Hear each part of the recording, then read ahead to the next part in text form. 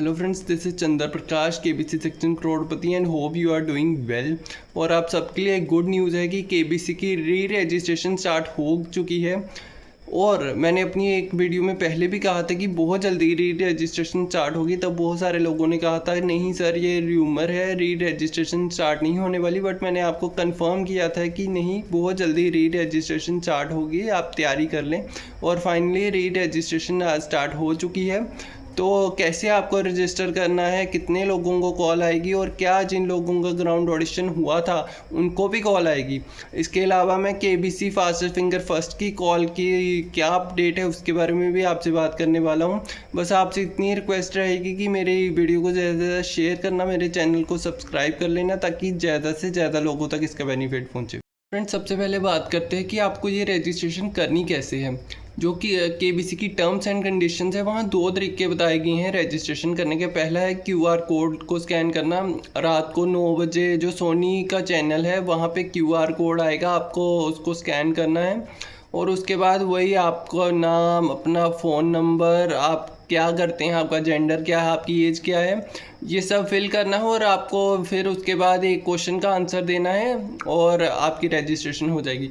जो दूसरा तरीका बताया है टर्म्स एंड कंडीशंस में, वो ये है कि आपको गूगल जेमिनाई ऐप को डाउनलोड करना है और वहाँ पे कोई लिंक आएगा, उस पर क्लिक करना है और आपको अपना नाम, एज, जेंडर वगैरह फिल करके आपको उस क्वेश्चन का आंसर देना है। बट गूगल जेमिनाई पे अभी इतनी क्लैरिटी नहीं है कि कैसे लिंक आएगा, जहाँ क्या कोई क्यूआर कोड स्कैन करना होगा, इतनी क्लैरिटी नहीं दी गई है अभी केबीसी टीम के द्वारा। फ्रेंड्स, अब मैं बात करता हूँ कि ये रजिस्ट्रेशन कब से लेके कब तक बताई गई है और कितने लोगों की रजिस्ट्रेशन होगी। जो टर्म्स एंड कंडीशंस लिखी हैं केबीसी की, उसमें 7 जुलाई से लेके 21 जुलाई तक ये रजिस्ट्रेशन बताई गई। लेकिन 7 जुलाई को भी क्वेश्चन नहीं आया, 8 जुलाई को भी क्वेश्चन नहीं आया। आज सुबह अचानक से केबीसी ने क्वेश्चन डाल दिया। और मैं बता दूँ कि ये रजिस्ट्रेशन पहले 100 लोगों के लिए ही है। मतलब जो 100 लोग पहले रजिस्टर करेंगे, पहले आंसर देंगे, वही इसके लिए रजिस्टर हो पाएंगे। जब 100 लोगों ने रजिस्टर कर दिया, उसके बाद ये क्वेश्चन अपने आप गायब हो जाएगा।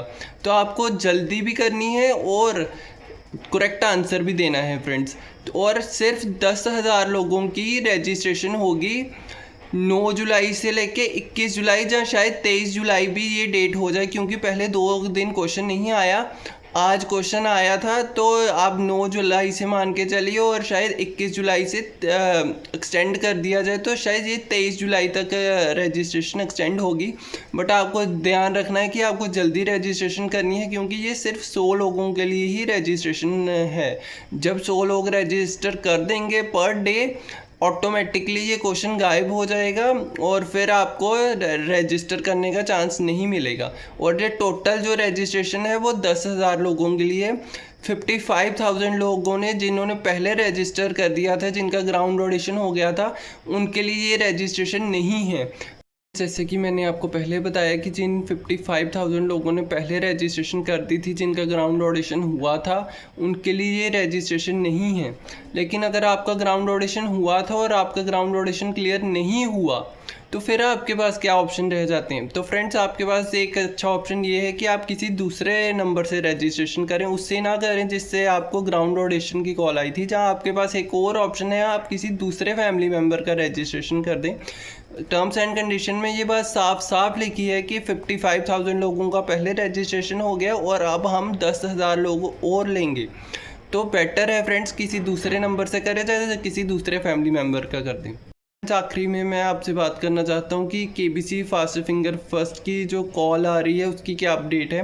तो फ्रेंड्स, अभी बहुत ज़्यादा देर नहीं हुई है फास्टर फिंगर फर्स्ट की कॉल आते हुए, अभी 1 हफ्ता ही हुआ है। और ये कॉल अक्टूबर नवंबर तक आती है, क्योंकि केबीसी का सीज़न दिसंबर तक चलता है फ्रेंड्स। तो आपको घबराने की बिल्कुल भी ज़रूरत नहीं है। और ऐसा नहीं है फ्रेंड्स कि जिनका ऑडिशन पहले हुआ था, लाइक जिनका ग्राउंड ऑडिशन मुंबई में हुआ था, तो उनको पहले कॉल आएगी। सबको मिक्स ही कॉल जाती है, क्योंकि उन्होंने डिफरेंट सिटीज़ से कैंडिडेट पिक करने होते हैं फ्रेंड्स।